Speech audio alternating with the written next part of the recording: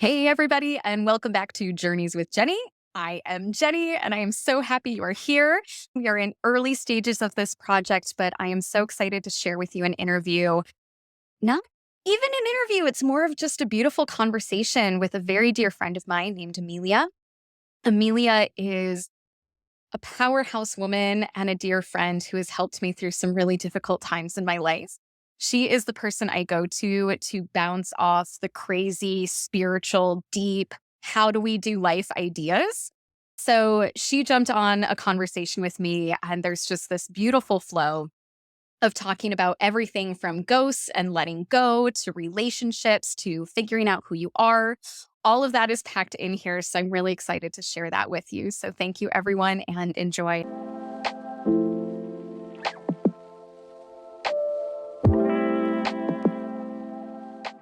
Hey, I'm so Yes. glad you're here. Yes, thank you. Oh, Amelia, thank you for doing this. Yes, I'm excited. We I'm have, nervous, but excited. I'm super nervous. I have no Yeah. idea what I'm doing, but everyone's like, you just have to do the first one and let it be bad, and then do another one and let it be really bad, and then do another one. Uh, Thank you for being my first victim of imperfection. I think this um, is such a powerful lesson in letting go of outcomes right now, right? yes. Oh, yes. And that is one of the hardest things to do. But I've been getting that message over and over again. Just yesterday, I was watching like those ghost hunter shows, right? And they're always going in and coaching these ghosts to let go. Is this just like a forever thing? Is that You what know what they do? Yeah, they let them let go of this, let go of your past, move on into the light, helping them transition from being stuck and haunted to wherever, whatever happens next. That's incredibly sweet. I didn't realize they were rescue missions. Yeah. Yeah. I'm It's way not more even, interested. I'm way more yeah. interested in watching. I've never watched them. I've always been kind of fascinated by it, right? But that's really interesting that it's like, let us help you let go. And you're like, Yeah. oh, so it never ends. We're just going to be learning this lesson for the rest of our life Yeah. and our afterlife is And what we're our doing. afterlife, it's just going to keep coming up like, okay, wow, surrender. I need to sit with that, that even the ghosts haven't learned how to surrender. Right? We're still hanging on, Oh, even when man. there's really no reason to. I suppose there never is The a good reason to hang on to things that just gotta let go. I was really thinking about this, like even just the physical action. You know how a little baby, when you give them your finger and they Yeah. just grasp it, and there's like this Yeah. beautiful moment where you're really excited. Oh my gosh, like they're holding on. Yes. And just that as these very, very newborn babies wanting to hold on to something. And their grasp is strong, right? Like Yeah. we all kind of have this reaction once they grasp your finger, and it's kind of like this excitement, this thrill. Oh my gosh, there's power in you and your little tiny finger. Yes. And it's this moment. And yet, even just that physical action of grasping, and how does that follow us our entire lives from that first moment? That's a crazy thought. And it is how much of our life is learning to like let go and just kind of just be in the experience. The humor of spiritual journeys is I feel like we have all the answers. Yeah. Right? We know that that is a key. We know that that is an answer to so many of the issues. And yet, and that's the spiritual journey, right? You can read all the books and you can absorb this information and you can know how important this is, but walking it out is feels like the impossibility.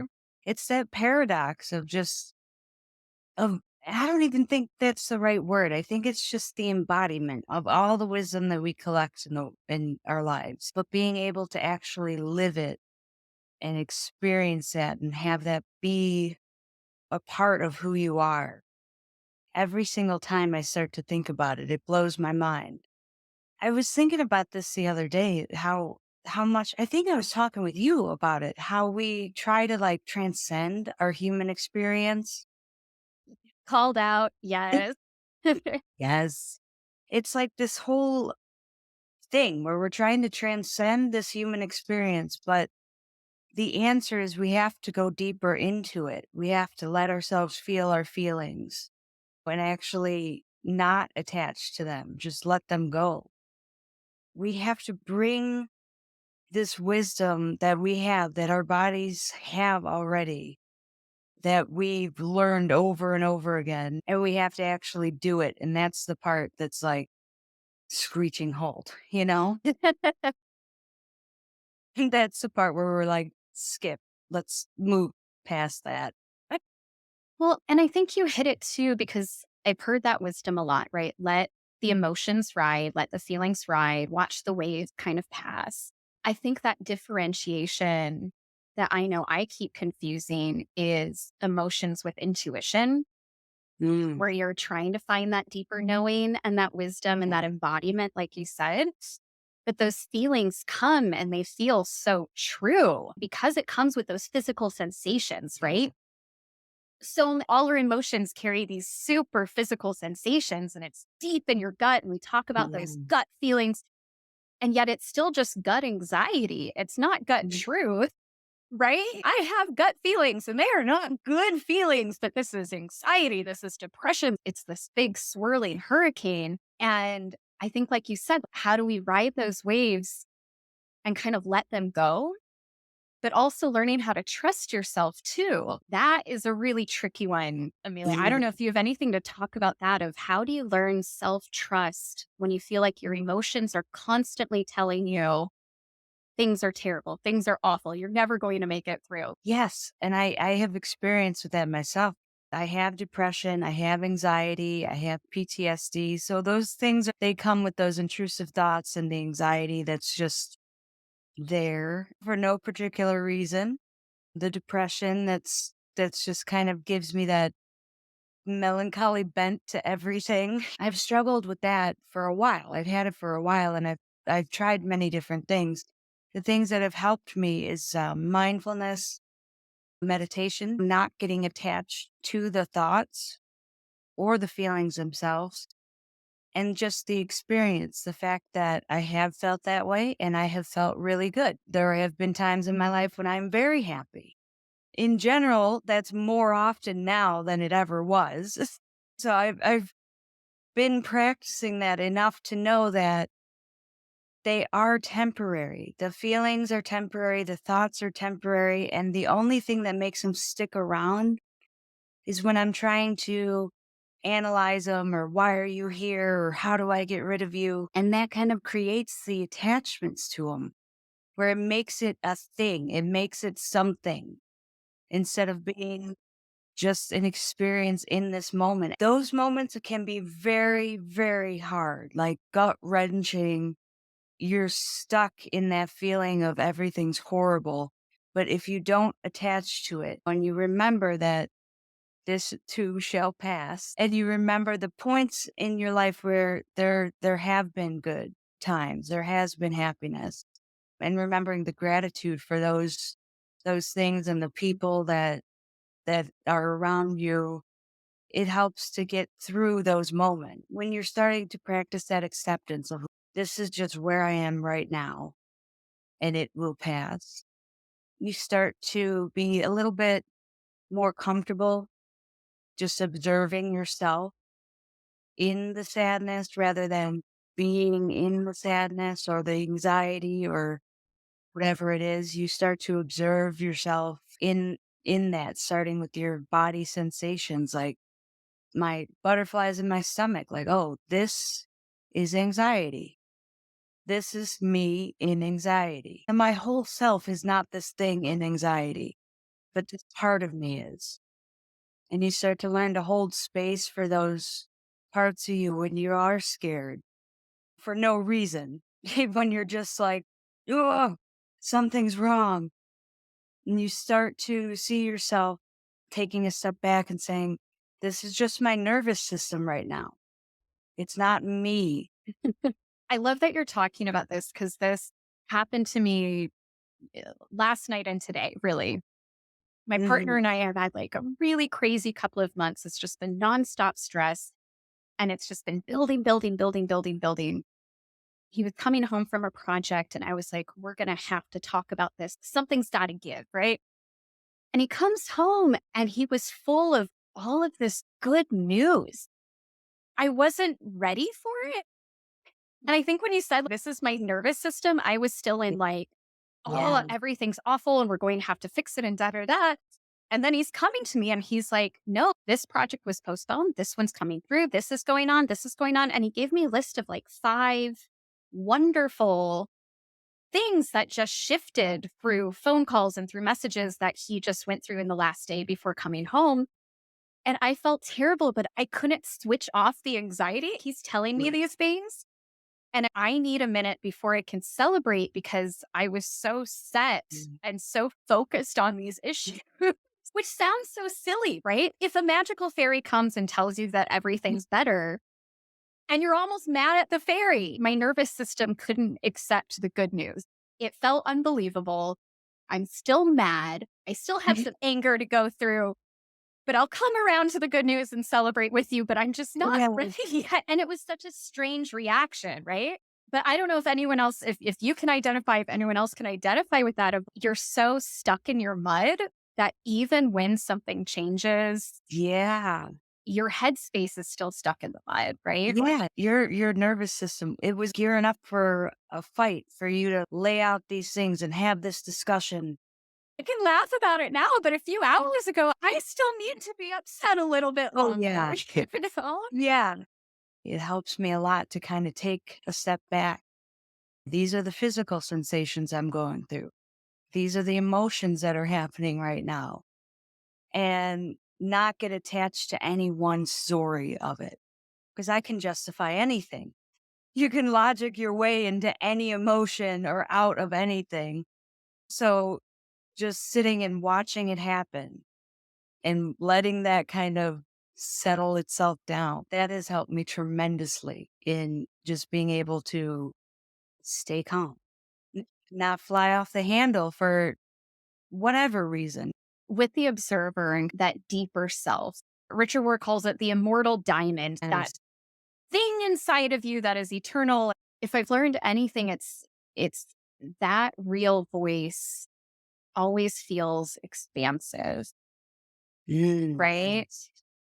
And I think that's always my cue when things feel really heavy, real hard, impossible, this. In yoga, they love defining things in yoga and their yogic philosophy. They love lists. Everything's in a list. There's like, here's the 8 limbs of yoga, and here's the 5 things, and here's the 3 things, and here's the 10 things. They love it and they Yeah, break it down beautifully. But one of the things they talk about is this idea that one of our causes of suffering is confusing the permanent with the impermanent. Ooh, Anytime you're like, yeah. it'll always be terrible forever and ever, and I will never be happy again, right? Mhm. And we can laugh about it, but like, how many times have we said that to ourselves, Oh, right? yeah, every time, every single time. Yeah, It's like, "This is these it." So always, these yeah, nevers, but these always and these nevers that kind of trap us can definitely be that voice where you realize that that's not the deep inner voice. That's not the deep inner voice talking. I think that can circle back to how to trust yourself, right? Is if you reach beyond that point where it's these absolutes that you were just talking about, and you find that eternal diamond, or you find that space. That's one way that you can start to begin to trust yourself again, because you're not going off these emotions, these feelings that are temporary. Amelia, what has your journey been with self trust? What has Oh, that been yeah. like for you? I know Yeah. that's big. It's a big one. That's a big one. In some ways, there's been a knowing where it's like there are certain things I just trust myself on more than anything. I've always been one to follow my inner guidance when it comes to spirituality. And that's been a struggle in my family where they're not open to that. but it's something that I just knew. I trusted that there was something there. And yet, in other parts of my life, there's been, I think I know what I'm doing. And then I figure out that I had no idea what I was doing. And then after that, well, how do I trust myself with that? One of my favorite stories to tell is about when I first fell in love with my now husband. It had been a year where I was out of this really bad abusive relationship that just threw me for a loop. I didn't really trust anybody after that. I didn't trust myself in picking a partner that I could trust, and I especially didn't have any trust that I could fall in love with somebody again and be okay. But as we dated and got to know each other, I felt myself opening up in that way, but in a sort of like unconscious way. Like I wanted it, but consciously I was still very guarded, still protective of myself. So there was a point when he gave me a kiss and I felt this swell of love like come up, and I was ready to dive into it. But then this fear came up too. And I had this choice where I felt it internally. I could pull back and move away, or I could go forward. And in that moment, I turned to myself and I said, regardless of what happens, I will be here for me. Mm. I won't self abandon again. So I could take this risk because I know I can trust myself to show up for myself and not demean myself or judge myself or berate if anything went bad. That is so loving. I think about all the times we make decisions in our lives and we want that safe person to tell Yeah. us that it's okay. And even if it was a mistake, but just to like hold us and Yeah. encourage us and be there without the judgment. But the fact that you said, I want to be that for me, Yeah. that you gave yourself permission. Yeah. Yeah. I gave myself permission to go ahead, take that risk because if it went bad, I wouldn't turn on myself. I think we do that a lot in many different areas where if something doesn't go the way we thought it should, or it just doesn't work out for whatever reason, we turn on ourselves and we say, I did wrong. I did bad. It's my fault in some way. That's just a form of abandoning yourself in when you need support, when you need to feel that grace that you're yearning for somebody else to give you. Which is not to say you shouldn't have somebody else to give you that support or want that, but it starts in yourself. It starts with, at the very least, don't turn on yourself. Amelia, that's so good. Regardless of what happens, I'll still be here for me. How does one stop turning on yourself? Maybe that's a weird way to phrase it, but you're absolutely right. I do this all the time. The judge, right? Yes. Oh man, you really screwed that one up, and it just spirals, hamster wheels really Yeah. bad into judgment, judgment, judgment. How were you able to step out of that judge role for yourself? How were you able to show up for yourself in such a beautiful way? Thank you. It takes practice. It takes a lot of practice, a lot of practice. And I started off, if I wouldn't say it to a friend, or if a friend of mine came to me and said this about herself, what would I say? Would I allow my friend to sit there and be like, I'm a terrible person. I deserve this, whatever. Like, I really messed this up. Or would I want to remind her of the light, the goodness, the fact that everybody makes mistakes? Is it a mistake if you learn something? Really, is it? So that's where I started countering those thoughts. Imagining if a friend said that about herself, what would I say to her? And then just extending that to myself, extending that grace and that patience so that you kind of interrupt that spiral. And so you showed up for yourself. You took this courageous step to love again, Mhm. which is massive. Yes, it And is. how long has that journey been with you and your husband? We have been together 8 years and we have been married for 5 months. Yeah. Yeah. I know we talked a little bit about this, but just that shift into marriage and how you Yeah. said some things changed and other things didn't change at all. Yeah. It's wild, really. Cause like we've been living together for 3 years. We're still living together. That hasn't changed much, but some things really have. There's no reason to hide anything anymore. There's no reason to like, feel like, oh my God, he might leave me at any second because I have abandonment issues. The fears, Yeah. yeah. While he's there, it's okay. Well, wow, there it is. Okay. It's crazy. The reason I think that we work out so well together is because we balance each other out in ways that I was really unconscious of before. That balance. Amelia, I love Yeah. that you shared that story of coming out of the bad relationship, coming into the good one, but having a lot of fears. I went through something really similar where I remember with my partner, we were long distance the first few months, 6 months, 6 months. We had met at an event. Then I got on a plane that very same morning and I'm like, peace out and not interested, right? 'Cause this is not going to work. I lived in another country at the time. So we became pen pals. And so we started through that. We started video calls. I remember this really specific moment where everything in me said yes. And I don't know what we were talking about on the phone. It wasn't even anything about the future or anything like that. Yeah. But everything in me was like, this is it. This is your person. This Yeah. is it. That being said, once I came home and it became a reality that we were making this relationship work, all the fears came back. Hmm. And you actually recommended a book to me at that time.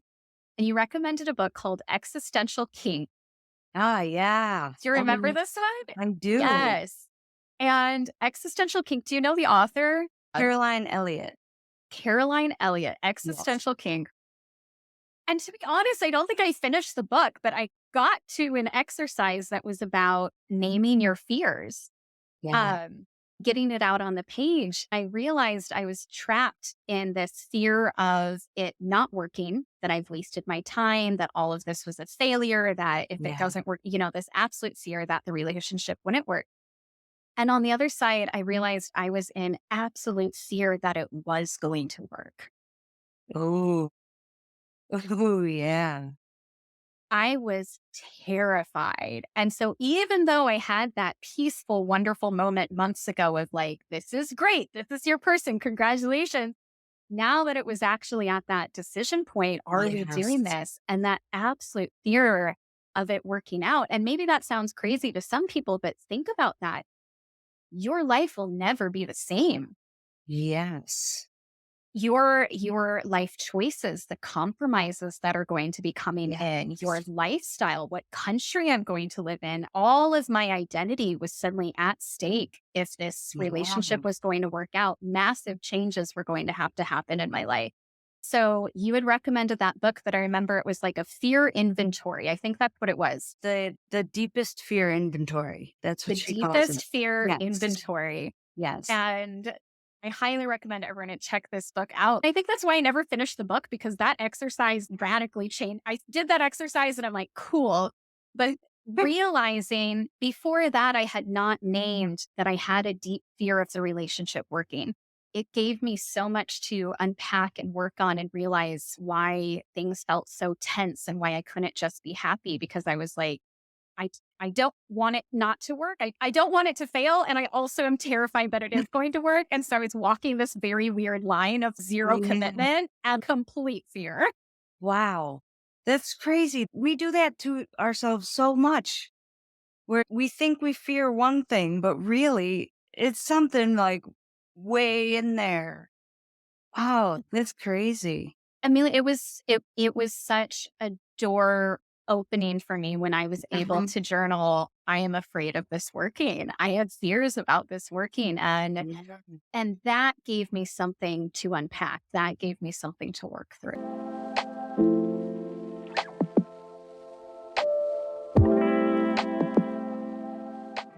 Jenni here again. I had to cut that interview at an awkward place because there's even more, and I realized it's going to be better with two parts. So stay tuned for the next part. I hope this was just as fun for you as it was for me. It was just a blast talking to Amelia. Thank you so, so, so much. And again, this is Journeys with Jenni. Currently, I'm on YouTube, and I think I just figured out how to get this in podcast form. So you can now look up Journeys with Jenni on podcast in case you're driving. Don't crash because you're trying to watch a video. And again, thank you for joining me for this crazy journey. You guys are the best. Thank you. Bye.